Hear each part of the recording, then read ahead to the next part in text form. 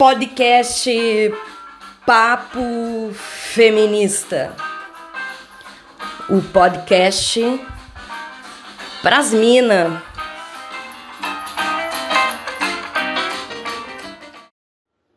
Olá a todas e todos, começando mais um podcast Papo Feminista. E o tema do nosso podcast hoje é bandeira histórica do movimento feminista. A igualdade, a diferença, a identidade e a diferença. Então, são dois textos de base de discussão, são dois textos do cientista político Luiz Felipe Miguel, certo?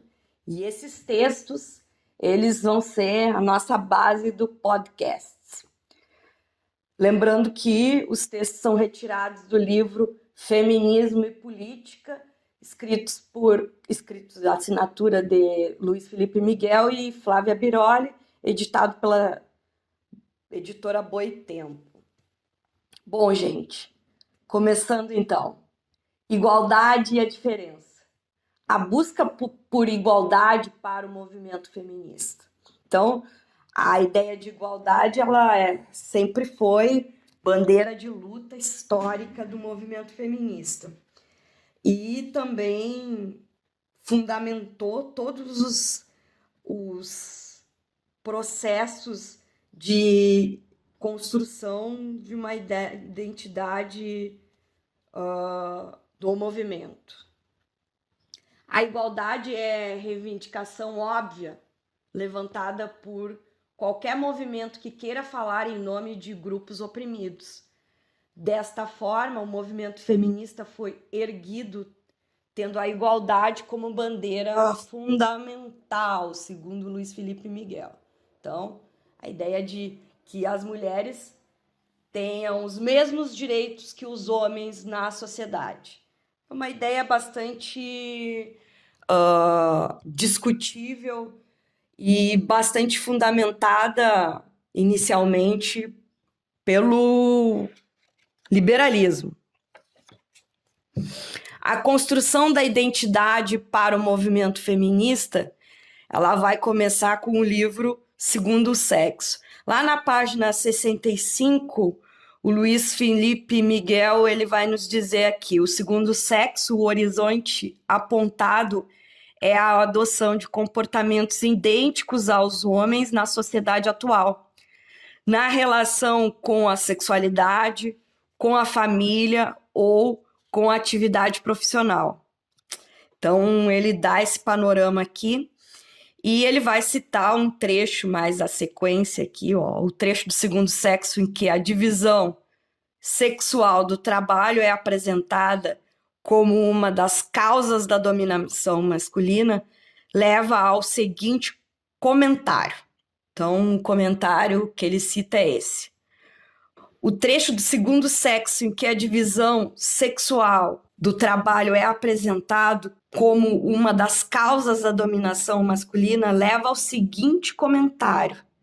Então, Luiz Felipe Miguel vai citar o comentário. Por que as tarefas a que a mulher dedicou suas forças não lhe deram supremacia sobre os homens ou igualdade com ele? Porque o seu trabalho não foi visto como produtivo? Porque a relação da mulher com os processos misteriosos da vida é considerada escravidão, enquanto a do homem, a caça, por exemplo, é interpretada como conquista da natureza? Então, essa citação ela vai embasar aqui a discussão da dominação masculina. Então, a construção da identidade para o movimento feminista. A diferença. O cidadão do liberalismo europeu, que inicialmente apenas o homem proprietário enfrentava exigências similares, A partir do século XX, correntes importantes do feminismo recusaram o universalismo em favor da chamada política da diferença. Então, essa ideia da política da diferença é muito forte no feminismo no século XX, e ele tem por objetivo falar que somos diferentes, mas buscamos direitos iguais. Então, a ideia também que surge, a relação, né, do discurso dos valores universais, mas a ideia de que é necessário recusar esse universalismo masculinizado. E essa discussão é muito embasada a uma crítica à ideia da sociedade civil, né, e à esfera pública do Habermas, que é um filósofo bastante conhecido e citado na filosofia do século XX e também do século XXI. Então, a ideia do corpo feminino, ele vai surgir dentro desse debate também. O próprio corpo feminino e seus processos são valorizados negativamente.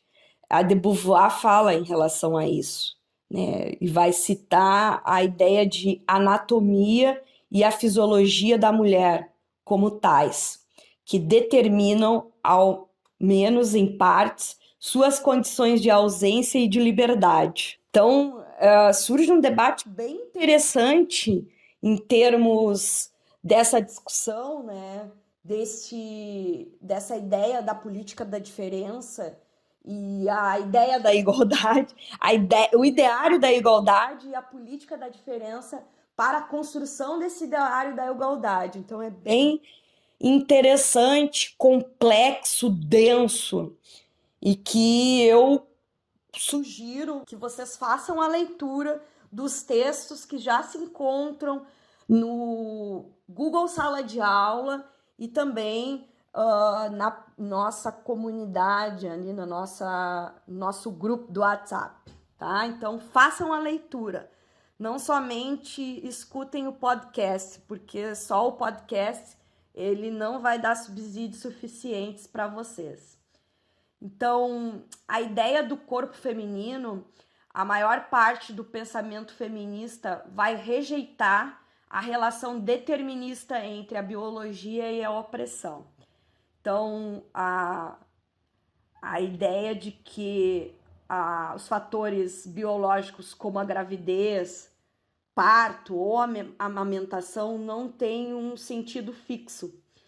Esses sentidos eles são ressignificados de acordo com uma ordem social. Então, isto vai implicar, mais uma vez, a adaptação a espaços e instituições que se estabeleçam a partir do modelo masculino. Um exemplo simples diz respeito à possibilidade de amamentação, a única relação com a criança que é exclusiva das mulheres, em locais de trabalho ou assembleias políticas.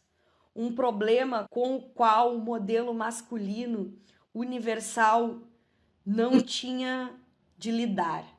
E aí a gente lembra, né, essa questão da amamentação, a gente lembra da deputada estadual do Rio Grande do Sul, que já foi deputada federal e foi candidata a vice na chapa do Fernando Haddad, né? Manuela Dávila, quando amamentava sua filha, ela amamentava lá no espaço público da Assembleia Legislativa do Rio Grande do Sul.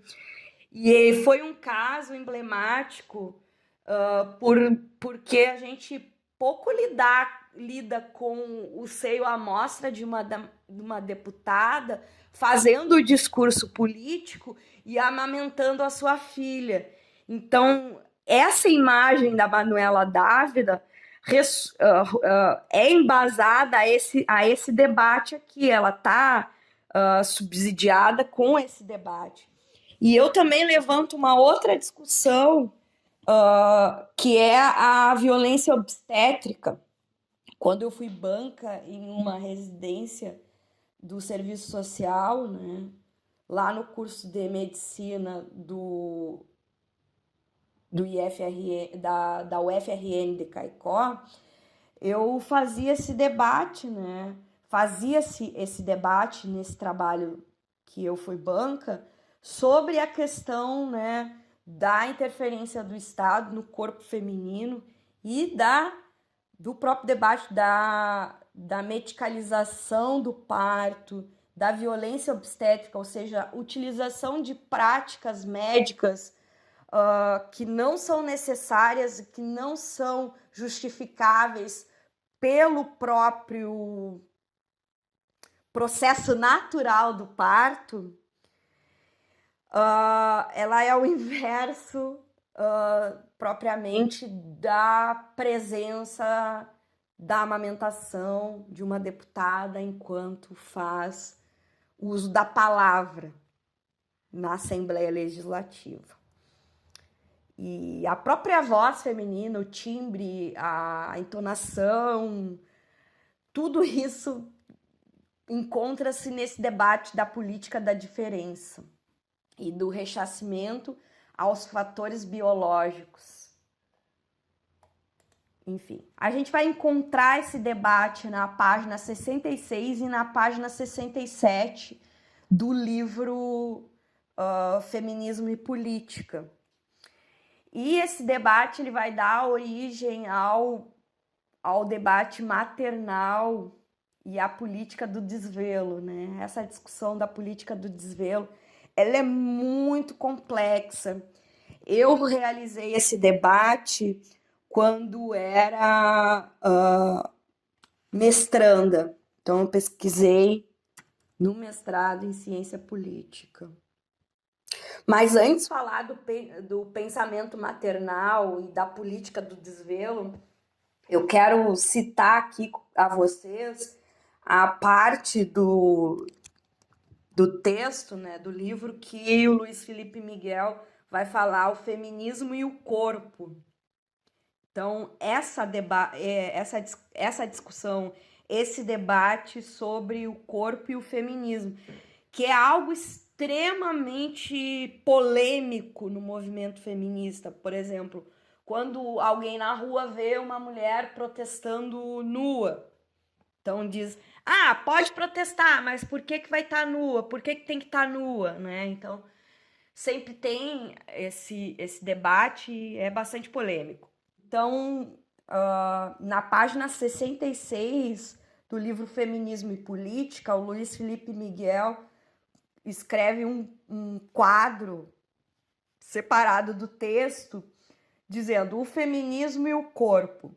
As primeiras reivindicações do movimento de mulheres nos séculos 18 e 19 podem ser entendidas como exigências de acesso a espaços que eram exclusivamente dos homens, como a educação ou a política. Logo, porém, o controle da mulher sobre o próprio corpo ganhou destaque na agenda feminista. Foi percebida a centralidade que a regulação da sexualidade feminina e sua contraface, o direito de acesso dos homens ao corpo das mulheres, tinha na manutenção da dominação masculina. Muito do feminismo se referencia por esse entendimento das jornadas de Josephine Butler contra a medicalização compulsória das prostitutas britânicas no século XIX, ao meu corpo me pertence, das militantes contemporâneas. A luta pelo direito ao aborto, pela tipificação do crime de estupro dentro do casamento, contra o duplo padrão da moral sexual, pelo direito a busca pelo prazer ou contra a objetificação das mulheres são diferentes facetas da compreensão básica de que cada mulher deve controlar o próprio corpo. Afinal, mesmo o pensamento liberal, desde os primórdios, estabelece a soberania sobre o corpo, o ser dono de si mesmo, como o requisito básico para o acesso à cidadania. Por outro lado, uma feminologia feminista tenta entender que a experiência de ser mulher, a consciência produzida pela distinção de gênero, se estabelece sobre o corpo que é distantemente feminino. É necessário, então, que a reflexão política leve em conta também a experiência corporal feminina. Como diz Jung, menstruação, menopausa, gestação, parto, aleitamento, aborto. Iris Young fala: o feminismo denuncia que, negligenciados por um universal que se estabelece a partir da vivência e, portanto, do corpo dos homens, esse fenômeno tende a ser visto como handicaps que as mulheres precisam superar para entrar na esfera pública. No entanto, a centralidade concedida ao corpo é reivindicada por vertentes opostas do feminismo. Para Judith Butler, o corpo é crucial, mas desprovido de materialidade, sendo um fenômeno de teias de discursos. Essa posição pós-moderna, entre aspas, é criticada como uma forma de idealismo que despe o corpo de sua corporeidade. No fim das contas, só as contribuições simbólicas importam. Por sua vez, rotulada como feminismo material, essa crítica a Butler reúne autoras diversas que têm em comum a proposta de agregar reflexão feminista, o corpo e o mundo natural, na concretude que é sempre ressignificada pelo discurso, mas não se reduz a ele. Então é bem interessante aqui que ele vai falar dos críticos da Judith Butler, que a Judith Butler tem a ideia lá do corpo significando os discursos políticos. Então é interessante até o debate do uso de hormônio feminino, de uso de hormônio masculino, ser mulher, ser homem, estar vinculada a mudanças hormonais, corpóreas daquele corpo, que faz um debate, que faz uma discussão. Então tem todo um debate do binarismo, do não binarismo do corpo, enfim, tem toda uma significação política dentro dessa discussão da Judith Butler, mas ele só cita Judith Butler, tá? Ele não vai a fundo. Então, o pensamento maternal e a política do desvelo, resumidamente, afirmam que a mulher traz um aporte diferenciado à esfera pública. Pensamos na ideia de mãe. E aí eu me lembro do exemplo que tem muitos militantes de esquerda que chamam a Dilma Rousseff, que foi ex-presidente brasileira, né, de Dilmãe, né, expressão muito utilizada pela esquerda para homenagear. Então, por que que a Dilma ela tem que ser considerada uma mãe do povo brasileiro para ser homenageada, né? Então, dentro dessa homenagem tem uma intenção da política do desvelo. Então, a Dilma era a mãe do povo brasileiro porque ela sabia cuidar do povo brasileiro. Então, política do desvelo. A crítica à vertente, desde então, a corrente tem sido criticada como uma armadilha que segrega as mulheres a uma posição determinada e subalterna no campo da política. E aí entra um debate de mulheres serem responsáveis por assuntos relacionados a soft politics, e soft politics seriam direitos humanos, assistência social, direitos sociais da população, e hard politics seriam assuntos parlamentares relacionados à defesa da nação, à própria economia. Então, hard politics, assuntos mais pesados, com maior peso no campo da política, no campo da ordem do poder. Então, esse tema, né, da política do desvelo vai se desdobrar dentro da ciência política para esses temas, né? E aí entra esses dois conceitos da ciência política internacional, muito utilizados na ciência política brasileira, como assuntos parlamentares hard politics e assuntos parlamentares soft politics. E mesmo com o executivo, no caso do presidencialismo, porque esses dois conceitos, hard politics e soft politics, foram forjados num ambiente institucional parlamentarista.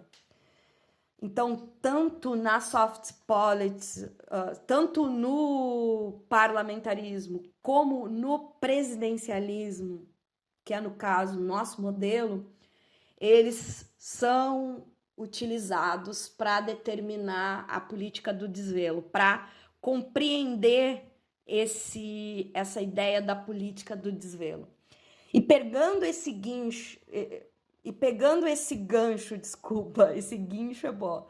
Pegando esse gancho da política do desvelo, eu vou lembrar aqui um evento bem recente que ocorreu, tão recente, tão maduro, que a gente pode entender ele como política do desvelo, como um exemplo da política do desvelo. Mas ele não é fácil de ser feito essa digressão. Vamos lá. Sexta-feira, o ministro Sérgio Moro, ou melhor dizendo, o ex-ministro Sérgio Moro, ele entregou para o jornalismo da Globo um print de uma conversa que teve com a deputada federal bolsonarista Carla Zambelli. Então, ali ele tinha aquela conversa e, dentre outras discussões, estava uma negociação para com que o ministro recuasse a sua decisão de sair do governo Bolsonaro em troca de uma negociação que a deputada faria com o presidente Jair Bolsonaro para que fosse indicado o nome de Sérgio Moro para o STF, certo? Estão lembrados? Ok.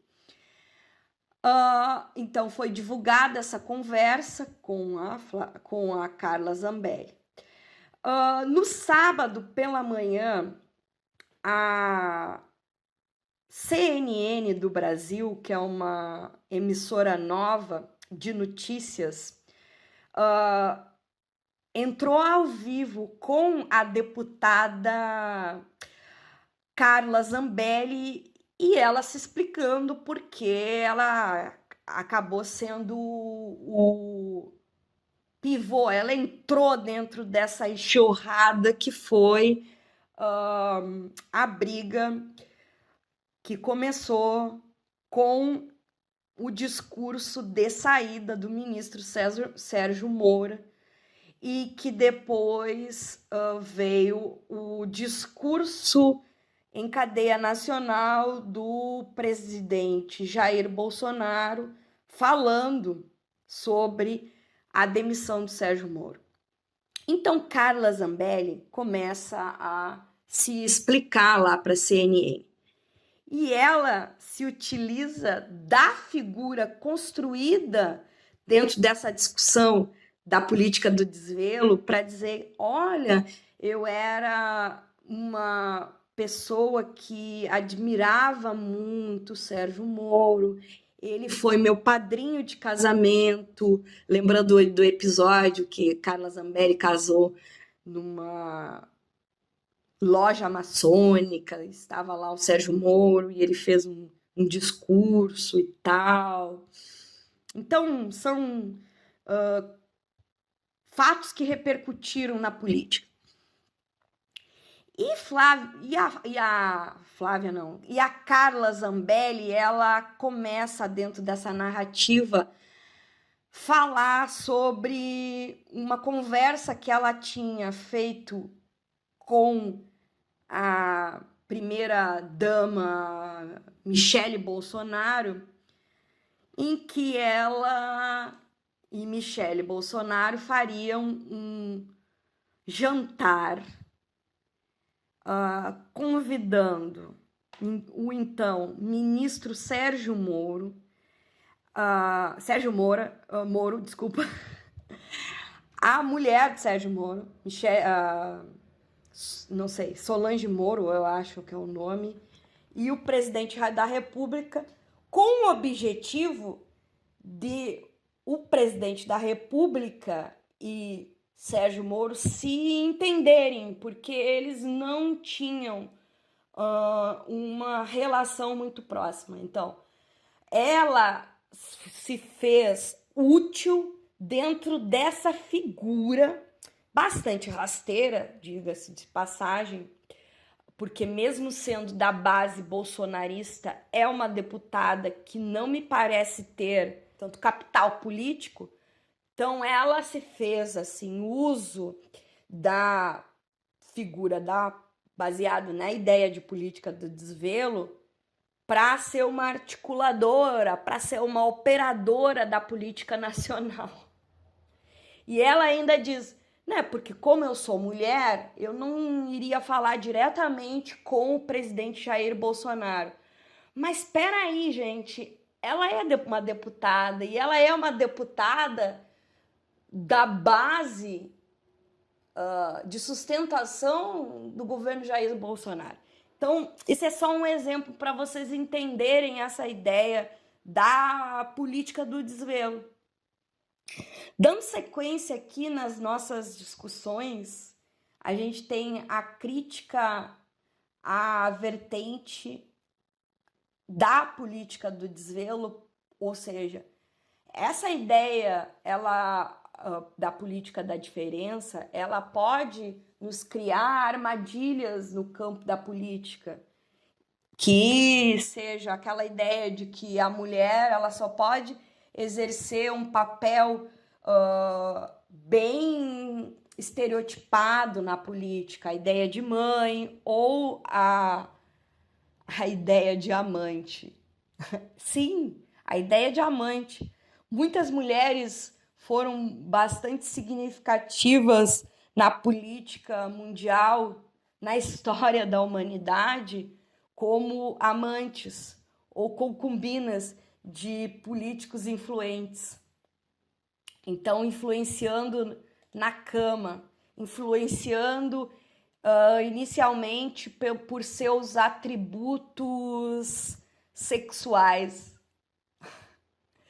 Então, a política do desvelo e a política da diferença, elas podem nos levar a essas armadilhas que são algo bastante negativo para a figura política da mulher como um todo.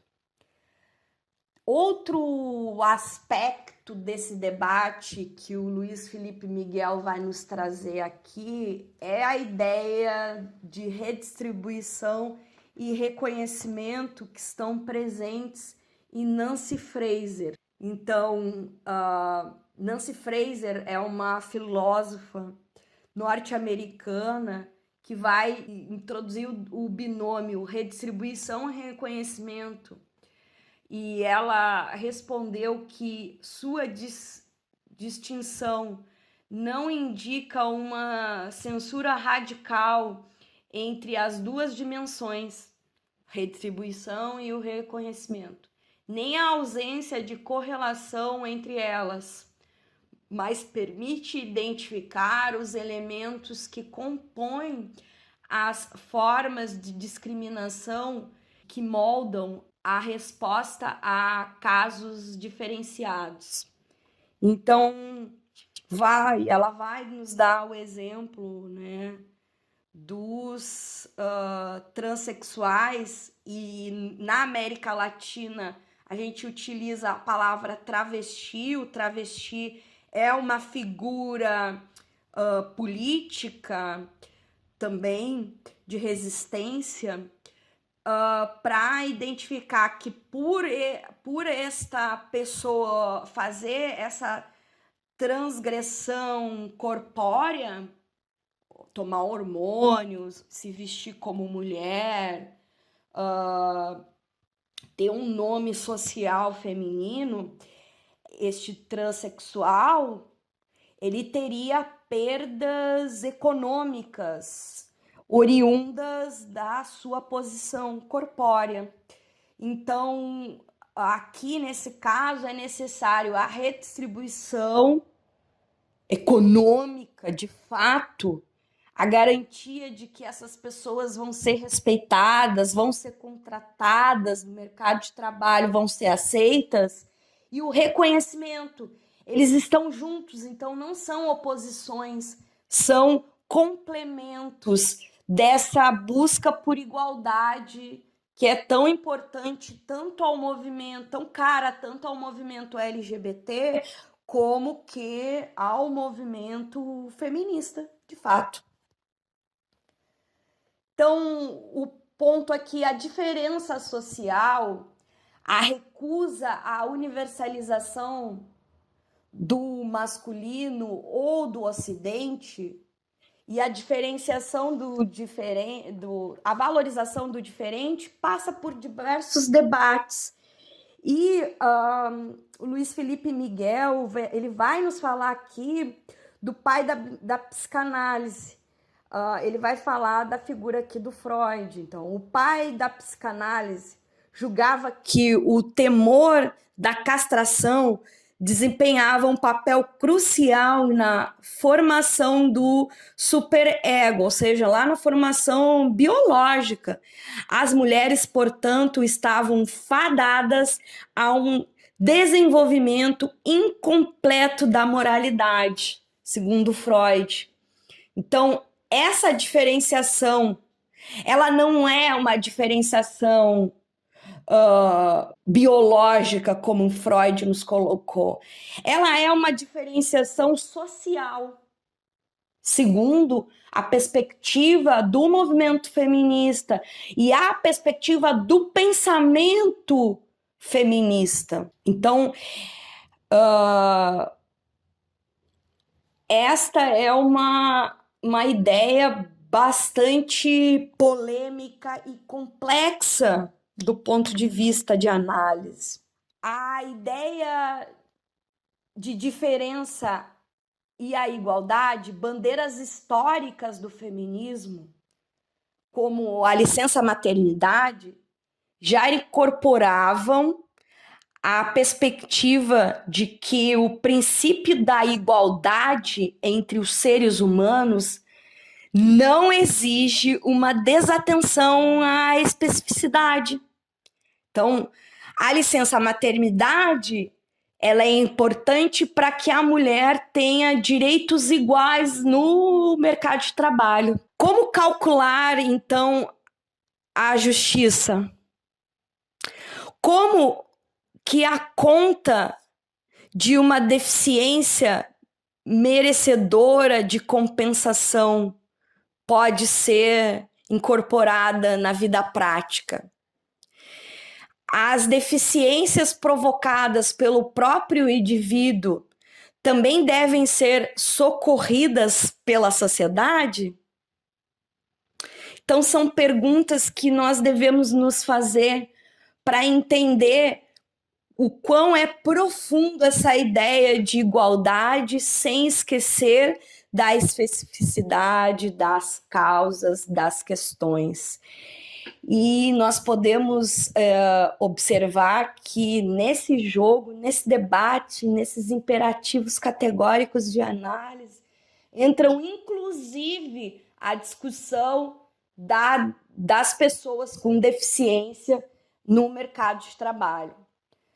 Vamos pegar o meu exemplo aqui, vamos pegar o meu exemplo prático, porque eu sou portadora de necessidades especiais por ser portadora de um transtorno neurobiológico chamado déficit de atenção e hiperatividade, ou seja, sou uma pessoa desatenta patologicamente e sou hiperativa patologicamente, ou seja, tenho uma patologia, né, nesses dois comportamentos, e também tenho uma deficiência na fala, na escrita, chamada dislexia.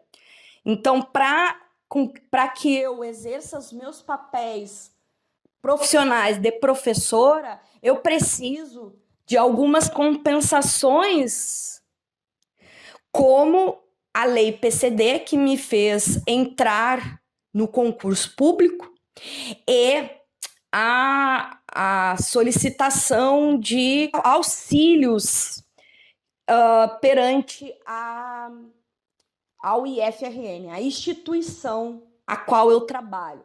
Essas não foram feitas ainda de forma permanente. Então, eu não tenho uma pessoa que foi contratada para fazer a correção dos meus escritos, da minha produção, assim, escrita, né? Eu tenho alguns auxílios provisórios. Então, a garantia desses direitos e a própria concepção desses direitos estão imbuídas destes paradigmas. A igualdade sem levar em conta a especificidade, né? Então, o imperativo da igualdade é relativo e precisa ser combinado com a busca de um bem comum. E esse bem comum deve levar em consideração as especificidades das pessoas.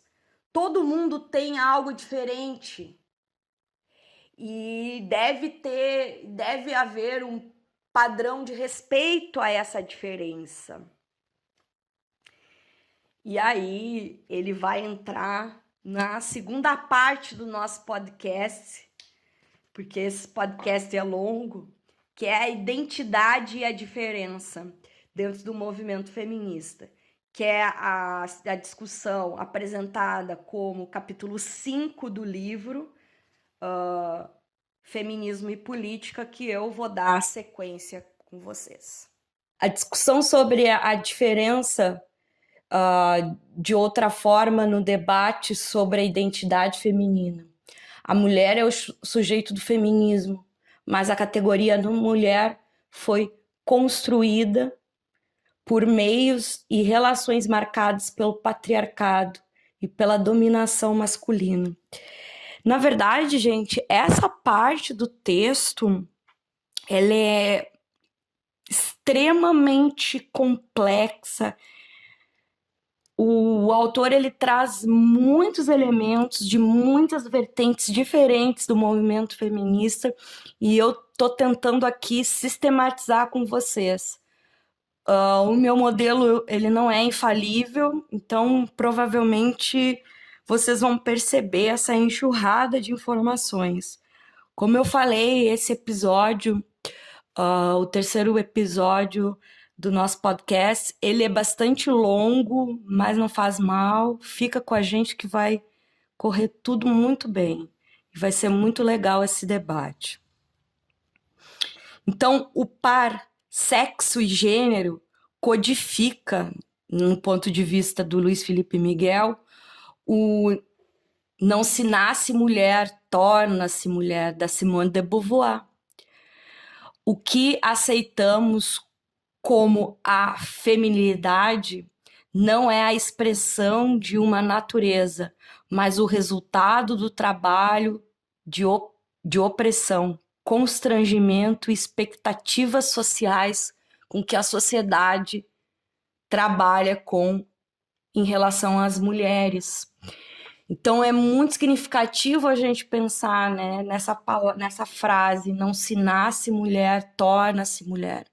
Eu até uso a camiseta de vez em quando da Simone de Beauvoir e fico pensando sobre essa perspectiva. Bom, se a gente se torna mulher, as nossas experiências, elas são somente experiências sociais ou são experiências biológicas que também aspectos das experiências são biológicos? O gênero é o reconhecimento que estabelece o sentido às diferenças físicas.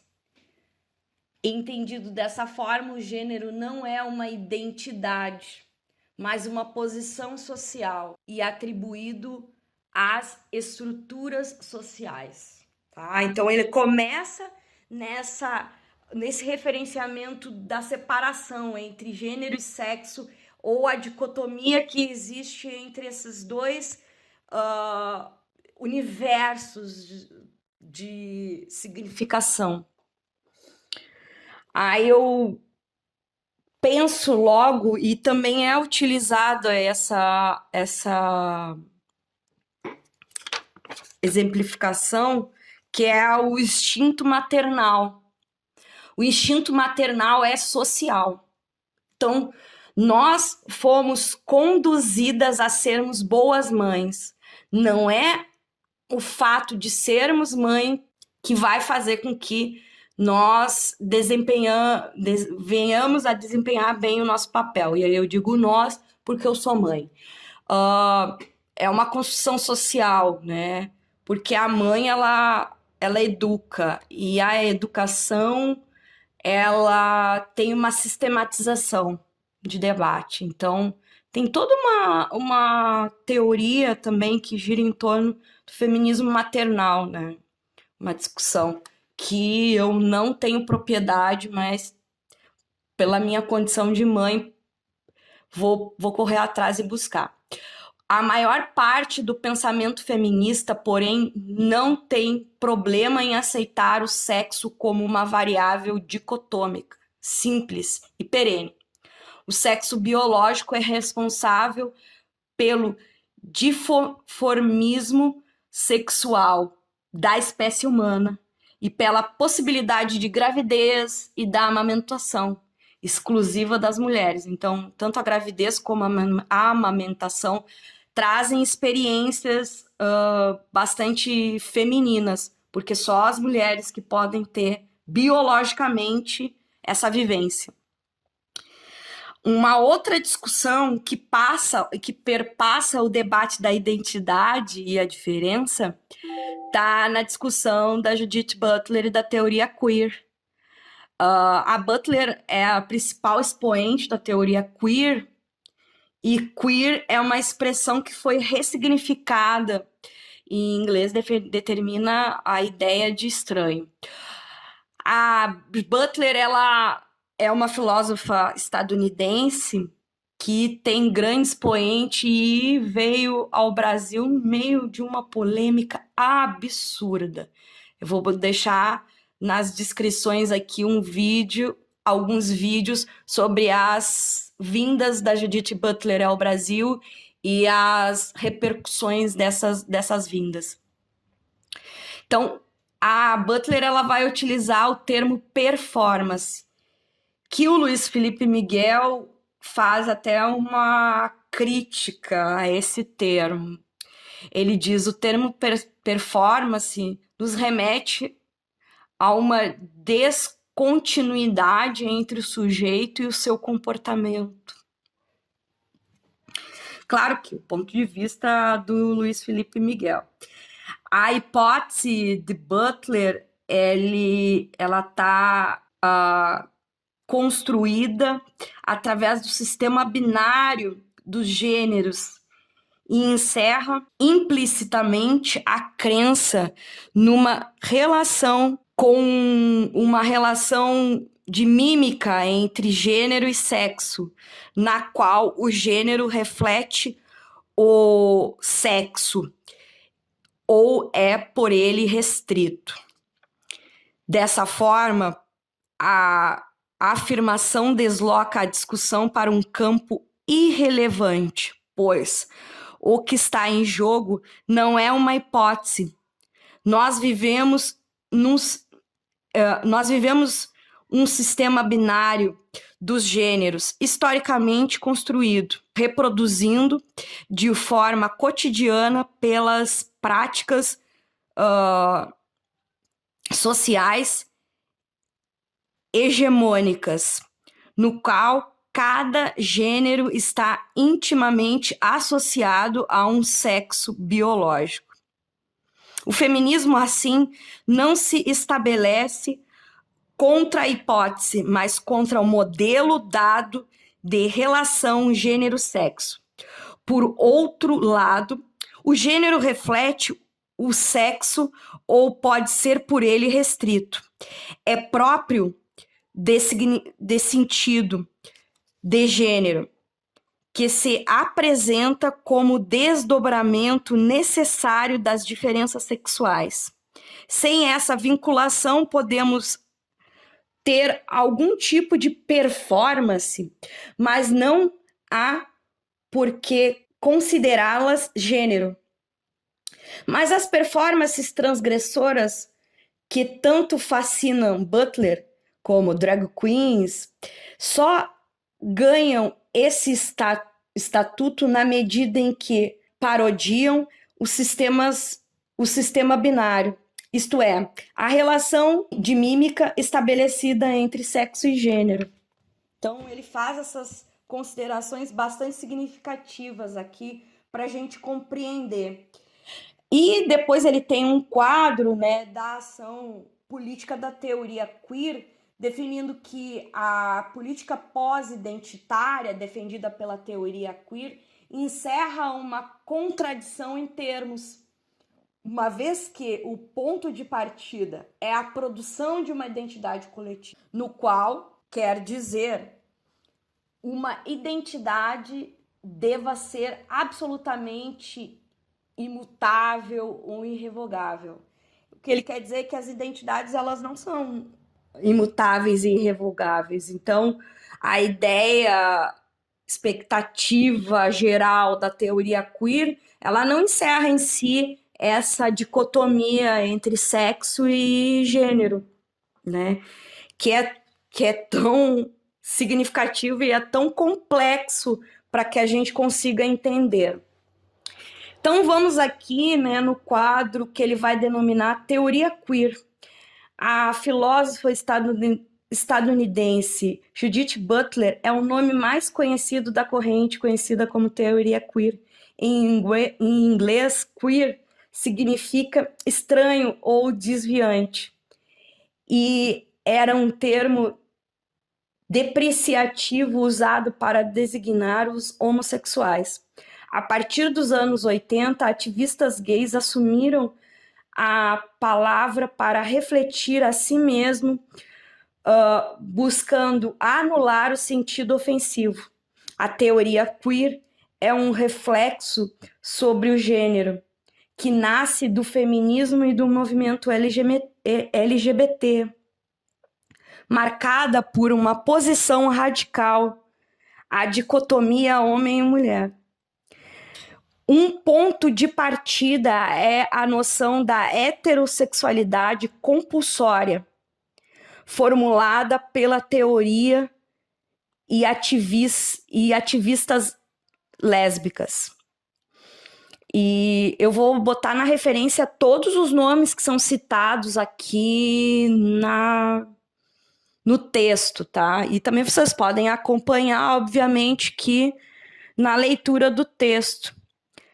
A teoria queer vai incorporar os estudos da bióloga Anne Faust Stelling, citado anteriormente, sobre a forma de identificação ou sobreposição sexual do mundo natural e dar grande destaque aos fenômenos da transexualidade e intersexualidade.